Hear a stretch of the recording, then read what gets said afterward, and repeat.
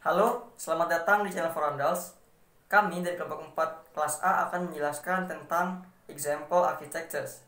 Pada materi ini kami akan membahas dua hal, yakni NFS atau Network File System dan juga the web. Pada kesempatan ini saya akan membahas materi pertama, yakni NFS. NFS atau Network File System merupakan sebuah protokol berbagi pakai berkas melalui jaringan. NFS ini akan meng-share file ataupun resource melalui network atau jaringan tanpa peduli dengan sistem operasi yang akan digunakan. Sederhananya, NFS atau Network File System merupakan sebuah komputer atau host yang menyediakan sistem file via directory yang dapat diakses oleh komputer lain. Langkah sebuah server untuk melakukannya adalah menyiapkan directory yang akan di-share, kemudian melakukan konfigurasi sharing directory yang sudah disiapkan. NFS hadir dengan protokol komunikasi yang memungkinkan klien untuk mengakses file yang disimpan di sebuah server, sehingga memungkinkan kumpulan proses yang heterogen sehingga dapat berjalan pada sistem operasi yang berbeda. Setiap server NFS mendukung model yang sama.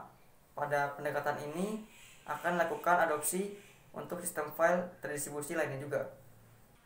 NFS atau Network File System mulai dikembangkan pada tahun 84 oleh Sun Microsystems.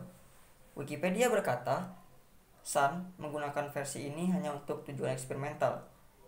Saat itu, tim akan melakukan pengembangan dengan menambahkan perubahan substansial ke NFS versi ini untuk merilisnya di luar Sun. Lalu, pada 4 tahun kemudian, versi 2 pun dirilis. Versi ini awalnya dioperasikan hanya untuk melalui User Datagram Protocol atau UDP. Desainernya bermaksud untuk menjaga sisi server tetap sama tanpa kewarganegaraan dengan penguncian yang diterapkan di luar protokol inti. Lalu, pada tahun 95, versi 3 pun dirilis. Versi 3 menambahkan dukungan untuk ukuran 64 bit dan offset untuk menangani file yang lebih besar dari 2 GB. Lalu, dukungan untuk menambahkan penulisan asinkron di server untuk meningkatkan kinerja tulis serta berbagai macam perbaikan lainnya. Lalu pada tahun 2000 versi 4 pun dirilis. Versi ini dipengaruhi oleh Andrew File System atau AFS dan Server Message Block SMB yang biasa disebut CIFS, termasuk peningkatan kinerja, mengamanatkan keamanan yang kuat, dan memperkenalkan protokol stateful. Versi ini menjadi versi pertama yang dikembangkan dengan Internet Engineering Task Force atau IETF setelah Sun Microsystems menyerahkan pengembangan protokol NFS. NFS hadir dengan protokol komunikasi yang memungkinkan klien untuk mengakses file yang disimpan di server, sehingga memungkinkan kumpulan proses yang heterogen yang berjalan pada sistem operasi dan mesin yang berbeda untuk berbagai sistem file yang sama. Teknologi ini dilisensikan kepada lebih dari 200 vendor komputer dan jaringan dan telah dibuat implementasinya pada banyak platform dan sistem operasi. Termasuk diantaranya adalah Unix, yakni Solaris, AIX, UX, macOS, kemudian GNU atau Linux, Microsoft Windows, dan masih banyak lagi. NFS atau Network File System menggunakan Layered Protocol Model atau yang kita kenal dengan OSI layer. Pada protokol ini terdapat 7 buah layer, yakni Physical Layer, Data Link Layer, Network Layer, Transport Layer, Session Layer, Presentation Layer, Application Layer. Physical Layer merupakan komponen berupa Ethernet sama dengan Data Link Layer. Kemudian untuk Network Layer terjadi pada IP atau Internet Protocol. Kemudian Transport Layer terjadi pada User Datagram Protocol UDP atau Transmission Control Protocol atau TCP. Pada saat ini kita akan menggunakan UDP. Lalu Session Layer terjadi pada Remote Procedure Call atau RPC Protocol. Kemudian Presentation Layer atau External Data Representation atau XDA. Kemudian Application Layer terjadi pada Network File System. Model yang mendasari NFS dan sistem serupa adalah model Remote File Server atau layanan file jarak jauh. Dalam mode ini, klien ditawarkan akses transparan ke sistem file yang dikelola oleh server. Namun, klien biasanya tidak mengetahui lokasi file yang sebenarnya. Sebaliknya, mereka ditawarkan antarmuka ke sistem file yang mirip dengan antarmuka yang ditawarkan oleh sistem file lokal konvensional. Secara khusus, klien hanya ditawarkan antarmuka yang berisi berbagai operasi file, tetapi server bertanggung jawab untuk mengimplementasikan operasi tersebut. Saya Muhammad Fikri Abdul Arifin, MPMG 1A018-056. Di sini saya akan menjelaskan tentang remote access model dan juga upload download model pada NFS. Yang pertama kita bahas adalah remote access model. Apa itu remote access model? Remote access model merupakan sebuah kemampuan yang dimiliki oleh perangkat ataupun komputer untuk dapat tersambung pada suatu resource yang ada dalam suatu jaringan. Atau, menurut Utomo dan kawan-kawannya, mendefinisikan remote access sebagai sistem yang dapat digunakan dalam mengendalikan satu manajemen jaringan tertentu. Dalam hal ini, secara sederhananya, remote access merupakan sebuah kemampuan untuk mengakses komputer lain melalui suatu jaringan. Bisa saja jaringan LAN ataupun jaringan internet. Kemudian, apa fungsi dari remote access? Yang pertama adalah mengendalikan komputer lain. Artinya, kegunaan atau fungsi dari remote access itu sebagai alat untuk mengendalikan komputer lain dari lokasi yang berbeda.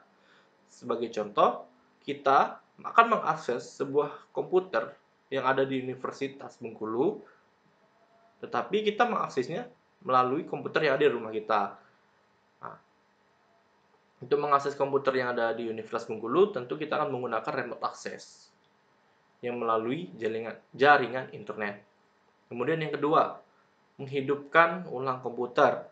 Atau dalam hal ini, remote access mampu menghidupkan ataupun mereset ulang komputer meskipun dari jarak jauh. Jadi kita bisa mengendalikan komputer dari jarak jauh melalui jaringan internet untuk mematikan ataupun menghidupkan komputer. Kemudian yang ketiga adalah memodifikasi setting registry komputer lain.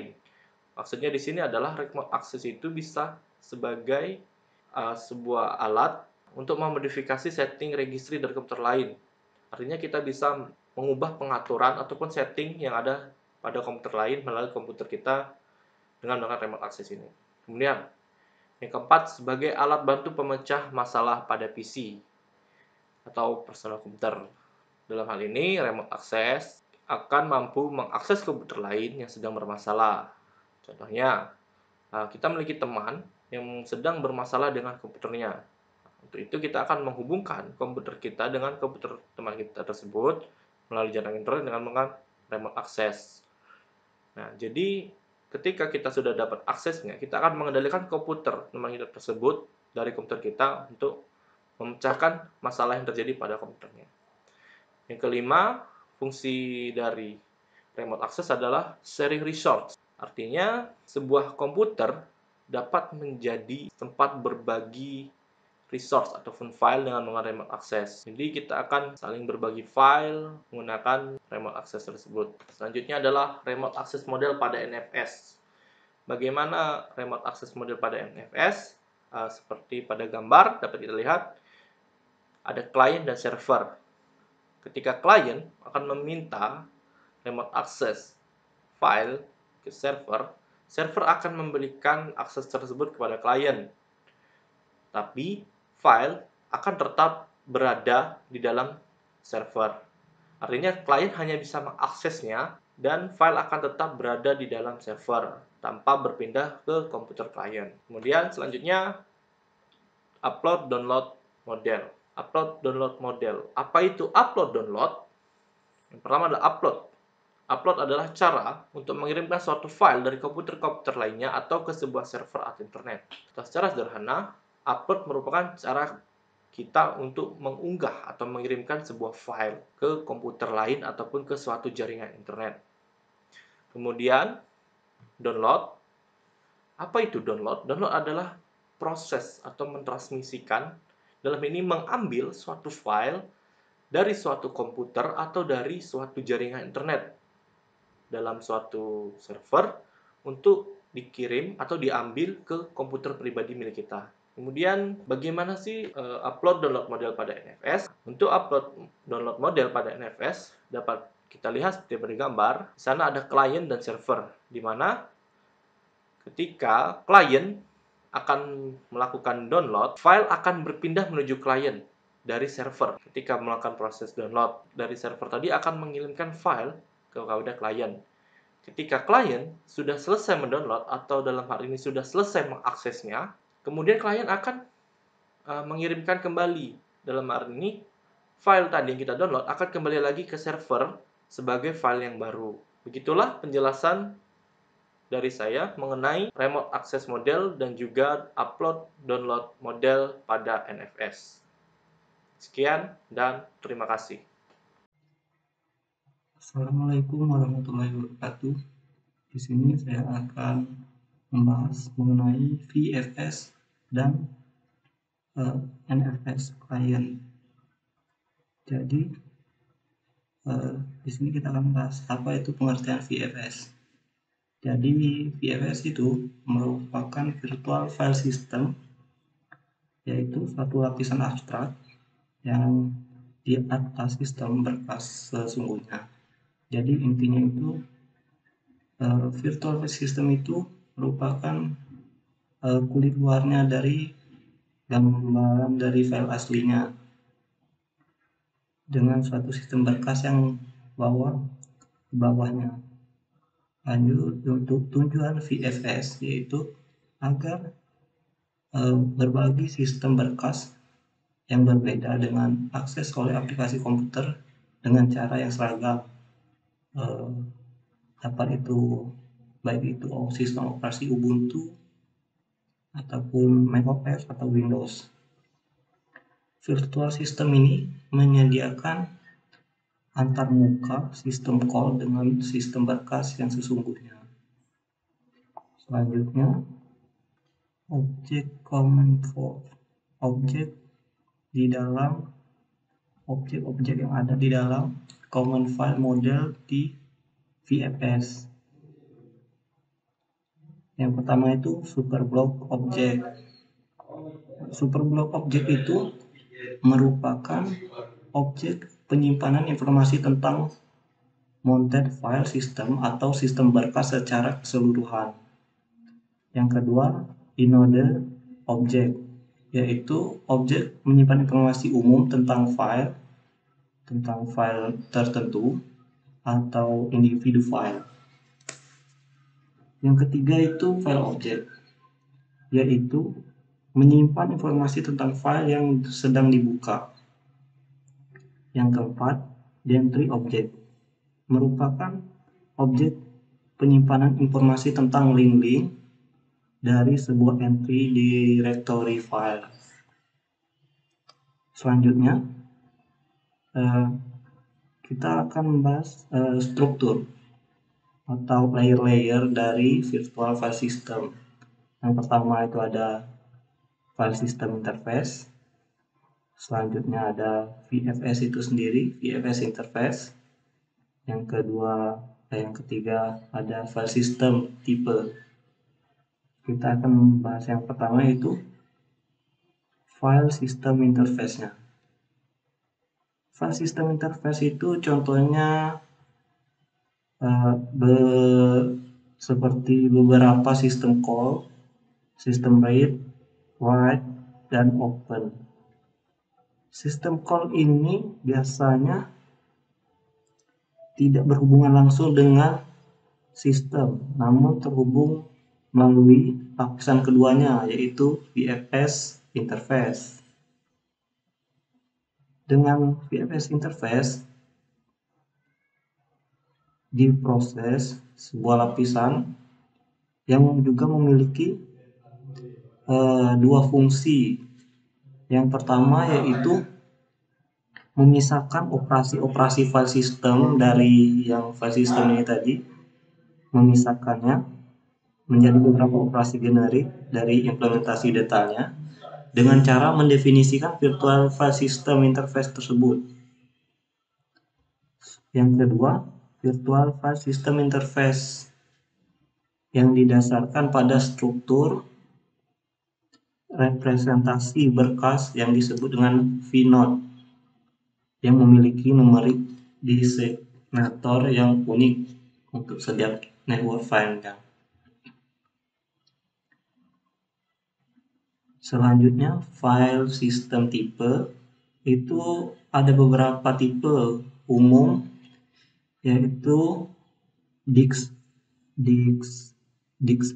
file system, yaitu sistem berkas yang mengatur ruang memori yang tersedia di dalam partisi disk lokal, misalnya ext2 atau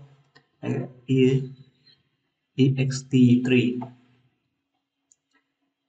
Yang kedua, network file system, sistem berkas yang terdapat di network, misalnya NFS. Lalu yang ketiga itu special file system, sistem berkas yang tidak terdapat di disk space, baik lokal maupun network, misalnya proc file system. Selanjutnya, informasi apa saja yang disimpan oleh VS inode tadi, VFS inode. Informasi yang disimpan itu ada beberapa jenis, yaitu device, menunjukkan device identifier dari suatu device yang menyimpan berkas ataupun direktori. Lalu ada lagi inode number, merupakan nomor inode yang unik dalam sistem berkas. Yang ketiga, mode menggambar apa yang dipresentasikan oleh VFS. Lalu selanjutnya user ID. Yang kelima itu ada time, menunjukkan kapan pembuatan, modifikasi, dan penulisan suatu berkas.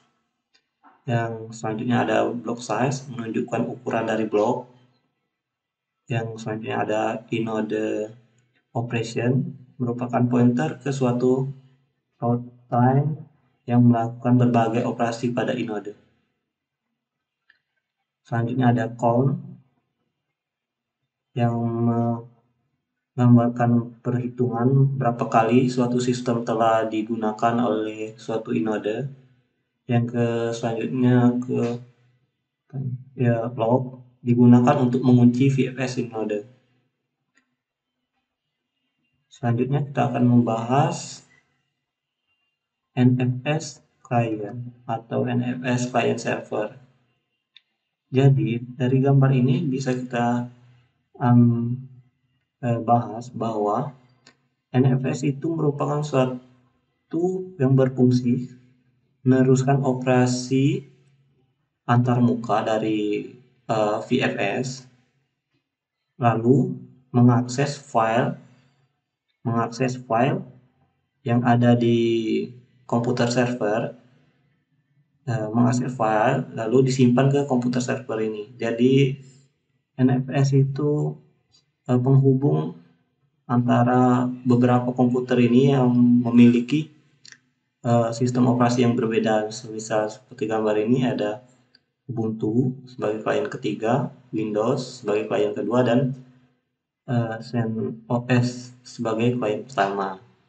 Nah, jadi jika ada NFS client, maka komputer-komputer ini dapat mengakses file yang tersimpan di server ini, di dalam server ini. Seperti itu. Mungkin sekian pembahasan dari saya akhiri. Wabillahi taufiq wal hidayah. Assalamualaikum warahmatullahi wabarakatuh.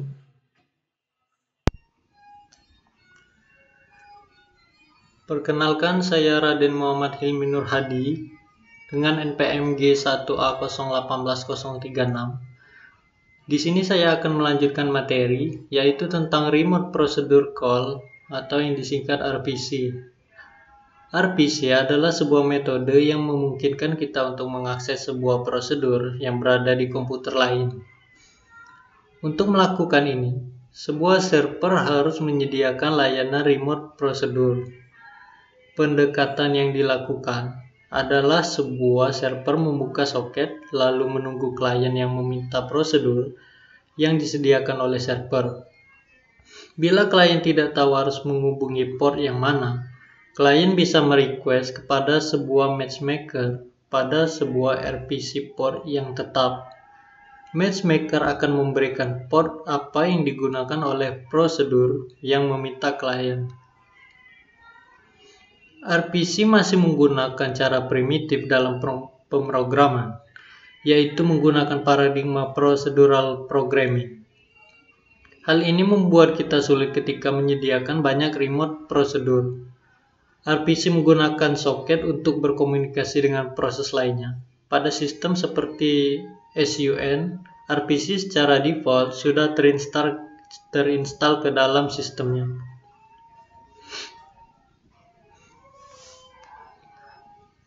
Lalu kelebihan RPC yaitu relatif mudah digunakan. Lalu yang kedua itu pemanggilan remote prosedur tidak jauh berbeda dibandingkan pemanggilan lokal prosedur, sehingga pemrograman dapat berkonsentrasi pada software logic, tidak perlu memikirkan low level detail seperti soket dan lain-lain. Lalu ada kelemahan RPC, yaitu satu, tidak fleksibel terhadap perubahan. Yang kedua itu berdasarkan prosedural atau struktur programming yang sudah ketinggalan zaman dibandingkan OOP. Yang ketiga itu komunikasinya hanya antara satu klien dan satu server.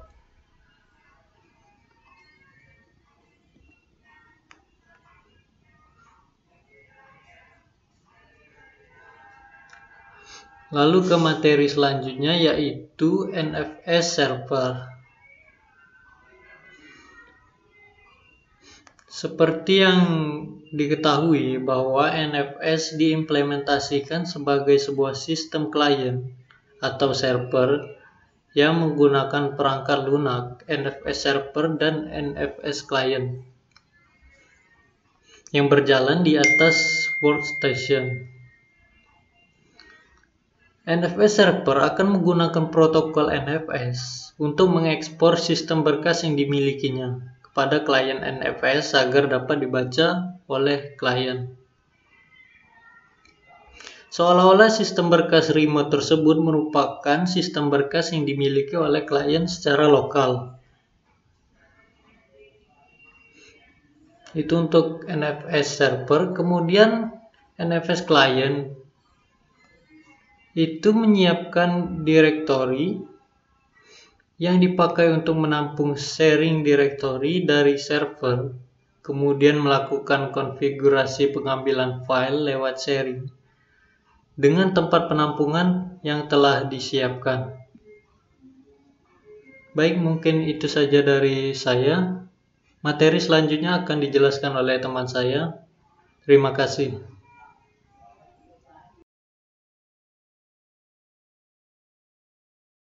Oke, baiklah, saya Iqbal Muhammad Gibran, MPMG 1018018. Jadi di sini saya akan menjelaskan materi tentang the web. Jadi di sini saya memiliki 3 poin. Pertama adalah URL.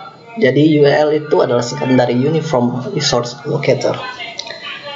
URL ini menunjuk pada karakter tertentu, biasanya berupa simbol angka, huruf, dan simbol yang menuju ke alamat di www atau World Wide Web.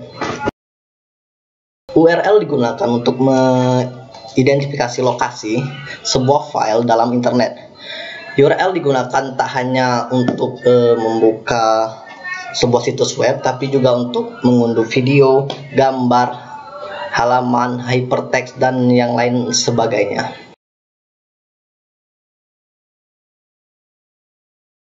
Jadi fungsi URL di sini, pertama, bisa untuk URL digunakan untuk penamaan file yang tersimpan dalam suatu website. Kedua, bisa sebagai identifikasi dokumen atau gambar atau file dalam bentuk lainnya.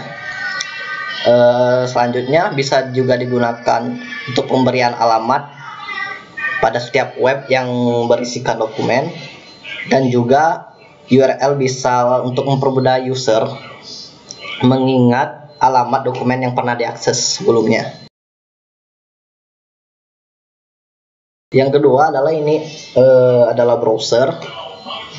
Jadi apa itu browser? Jadi browser itu merupakan suatu perangkat lunak atau software yang umumnya digunakan untuk mengakses halaman website pada internet.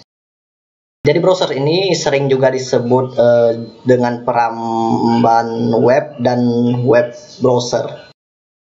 Secara fundamental, browser mempunyai kemampuan untuk menampilkan kode, semantik, atau bahasa pemrograman halaman website seperti HTML, CSS, JS, dan lain sebagainya menjadi halaman yang dimengerti oleh semua orang. Jadi fungsi browser ini adalah pertama untuk mencari informasi di search engine, kedua bisa juga untuk membuka email, selanjutnya bisa membuka sosial media, bisa untuk bermain game online, atau juga bisa untuk streaming video dan lain sebagainya. Lantas apa yang membedakan browser dengan search engine? Jadi browser itu merupakan sebuah software untuk membuka halaman website, sedangkan search engine merupakan salah satu jenis website yang mencari halaman website lainnya dengan menggunakan keyword pencarian yang dimasukkan pengguna. Selanjutnya browser tersimpan pada komputer yang kita gunakan, sedangkan search engine tidak tersimpan kepada komputer yang digunakan, melainkan tersimpan pada komputer server dan hidup 24 jam non-stop. Jadi selanjutnya ini adalah HTTP. Apa itu HTTP? Jadi HTTP merupakan protokol jaringan lapisan aplikasi atau aplikasi layer yang dikembangkan untuk membantu proses transfer antar komputer. Protokol ini berguna untuk mentransfer informasi seperti dokumen, file, gambar, dan video antar komputer sesuai dengan namanya HTTP, Hypertext Transfer Protocol. Nama saya Ferdiansyah Syarifullah, NPM G1A 018082. Saya akan menjelaskan HTML. Apakah HTML itu? HTML adalah Hypertext Markup Language. HTML memungkinkan seorang user untuk membuat dan menyusun bagian paragraf, heading, link atau tautan, dan block quote untuk halaman web dan aplikasi. HTML bukanlah bahasa pemrograman, dan itu berarti HTML tidak punya kemampuan untuk membuat fungsionalitas yang dinamis. Sebagai gantinya, HTML memungkinkan user untuk mengorganisir dan memformat dokumen sama seperti Microsoft Word.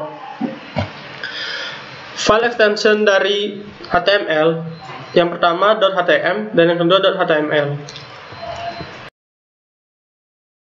Lalu, elemen dari tag HTML ada dua. Yang pertama, block level, dan yang kedua, inline text. Elemen block level memakai semua space yang tersedia dan selalu membuat line baru di dalam dokumen. Contoh dari tag block adalah heading dan paragraf. Dan inline text hanya memakai space sesuai dengan kebutuhannya dan tidak membuat line baru di halaman. Biasanya elemen ini akan memformat isi konten dari elemen block level. Contoh dari tag inline adalah link dan embed strings. Lalu JavaScript. JavaScript merupakan bahasa pemrograman web yang bersifat client-side programming language. Client-side programming language adalah tipe bahasa pemrograman yang pemrosesannya dilakukan oleh klien. Aplikasi klien yang dimaksud merujuk kepada web browser seperti Google Chrome dan Mozilla Firefox. Bahasa pemrograman client-side berbeda dengan bahasa pemrograman server-side seperti PHP. Di mana untuk server side seluruh kode program dijalankan di sisi server. Untuk menjalankan JavaScript, kita hanya membutuhkan aplikasi text editor dan web browser. Lalu fungsi JavaScript untuk membuat interaksi antara user dengan situs web menjadi lebih cepat tanpa harus menunggu pemrosesan di web server. Dan form. Apa itu form? Form merupakan salah satu bentuk halaman web yang digunakan untuk menerima masukan dari pengguna. Untuk selanjutnya, memasukkan dari pengguna tersebut diolah menggunakan bahasa scripting, misalkan PHP, JPS, ataupun client-side scripting, misalkan JavaScript. Form dapat digunakan untuk berbagai keperluan, seperti keperluan login, transaksi, penjualan, mengumpulkan informasi atau meminta umpan balik dari pengguna, menawarkan barang atau jasa secara online, dan sebagainya. Form sangat sering kita jumpai dalam satu aplikasi sistem informasi berbasis web. Baik, itulah penjelasan dari saya, dan selanjutnya akan dijelaskan dengan teman saya. Wabarakatuh. Nama saya Fernando Ferdiansyah, NPM G1A01876. Di sini saya akan menjelaskan materi tentang the web. Di dalam the web ada arsitektur sistem terdistribusi. Apakah itu?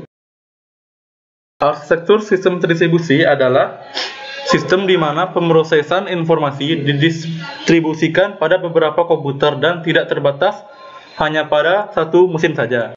Di mana perangkat lunak sistem berjalan pada kelompok prosesor yang bekerja sama dan terintegrasi secara longgar dengan dihubungkan oleh jaringan, dan contohnya adalah sistem ATM bank.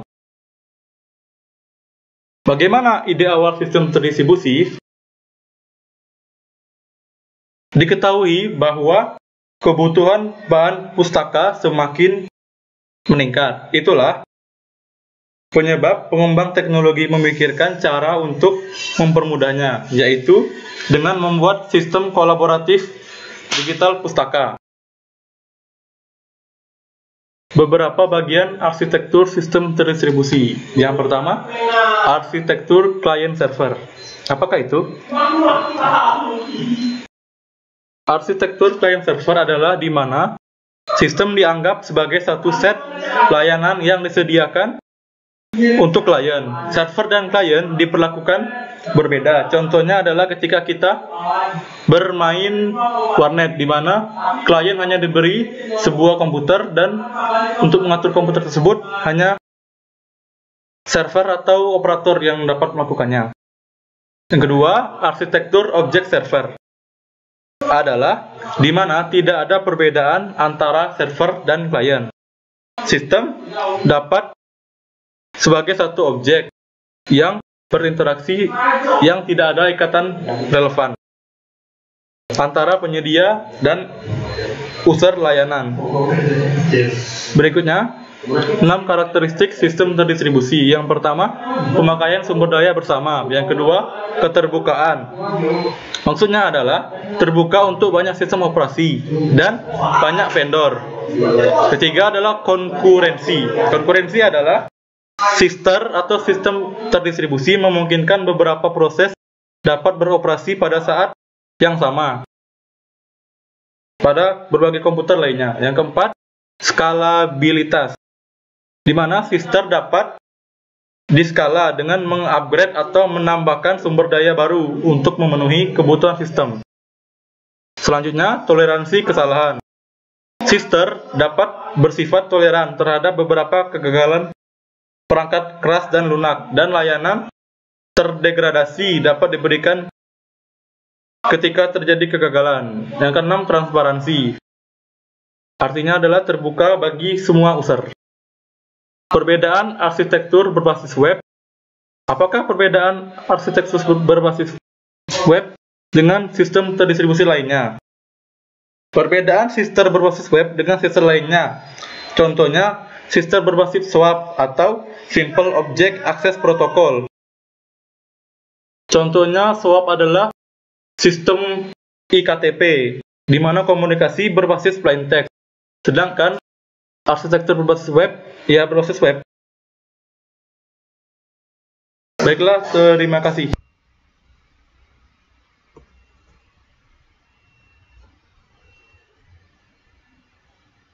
Baiklah, saya Zami Janata, NPM G1A 018-048. Di sini saya akan menjelaskan keamanan gateway interface, atau disingkat sebagai CGI. CGI adalah suatu standar untuk menghubungkan berbagai program aplikasi ke halaman web.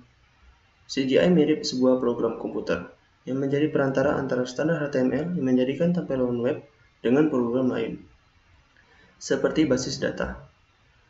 Hasil yang diperoleh dari proses pencarian dikirimkan kembali ke halaman web untuk ditampilkan dalam format HTML. Cara kerja dari CGI itu sendiri dapat Anda lihat pada layar, di mana di sini klien, dalam hal ini program yang mengakses suatu website, akan menghubungi web server dan meminta informasi darinya. Web server akan memberikan informasi yang diminta oleh klien. Informasi yang diminta oleh klien ini bisa bermacam-macam. Jika yang diminta adalah dokumen biasa, seperti file HTML atau TXT misalnya, maka web server akan membaca dokumen yang dimaksud dan memberikannya ke klien. Jika klien meminta agar server memberikan hasil suatu web program, misalnya hasil pencarian, maka web server akan mengeksekusi program CGI dan memberikan pada program itu data yang dikirim klien. Misalnya kata apa yang hendak dicari. Keluaran output program akan dikirim oleh web server dan disampaikan kepada klien. Program hanya perlu menerima data dari web server, mengolahnya, dan mengembalikan hasilnya ke web server. Program menerima data dalam bentuk environment variable atau dalam bentuk data dari standar input dan memberikan hasilnya dengan menuliskannya ke standar output. Lalu kelebihan dan kekurangan CGI itu sendiri. Kelebihan CGI diantaranya protokolnya yang tergolong sederhana. Kemudian skripnya bisa ditulis dalam bahasa apa saja.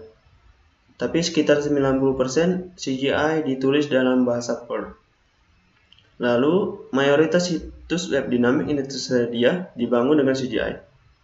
Dikarenakan sekitar 70% aplikasi di web masih banyak menggunakan CGI. Kemudian kelebihan selanjutnya dari CGI adalah mudah dan cepat digunakan, karena bahasa Perl yang sangat ahli dalam mengolah teks. Kemudian kekurangan dari CGI. Kekurangan dari CGI itu sendiri adalah kecepatan yang rendah, karena keluarannya harus menempuh overhead yang cukup besar. Lalu contoh penggunaan dari CGI. Contoh penggunaan dari CGI antara lain adalah memproses formulir atau form. Kemudian interface antara www dengan program lain, seperti Finger, WHO, dan service lain di sistem Unix. Kemudian menjalankan atau mengaktifkan program di server www. Lalu membuat keluaran HTML secara dinamik on the fly. Lalu bahasa pemrograman yang sering digunakan untuk CGI bisa bermacam-macam. Malah bisa menggunakan semua bahasa pemrograman, mulai dari Perl, SH, C, C++, TCL, Python, Java, dan masih banyak lainnya.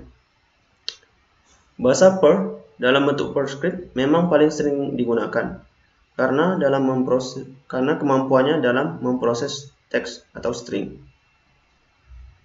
CGI sering diimplementasikan dalam bentuk script, maka seringkali CGI yang dibuat akan disebut sebagai CGI script. Mungkin sekian yang dapat saya sampaikan. Selanjutnya akan dijelaskan oleh teman saya. Baiklah, sekian, terima kasih. Baiklah, saya di sini ingin menjelaskan apa itu server-side script. Server-side script adalah bahasa pemrograman web yang pengelolaan datanya dilakukan oleh komputer server atau penyedia. Jadi, setiap kali sebuah web dikunjungi, server akan mengirimkan data-data yang diminta dari database yang kemudian akan ditampilkan di web. Di sini juga terdapat yang namanya client-side script, yaitu bahasa pemrograman web yang pengelolaan datanya dilakukan oleh komputer pengguna atau pengunjung. Jadi, ketika seseorang berkunjung ke sebuah web, komputernya akan mendownload data script yang bersifat client-side di web tersebut. Client-side script mempengaruhi berat tidaknya loading sebuah web yang tergantung pada kecepatan loading dan spesifikasi komputer serta koneksi internet penggunanya. Di sini terdapat perbedaan antara server-side script dan client-side script.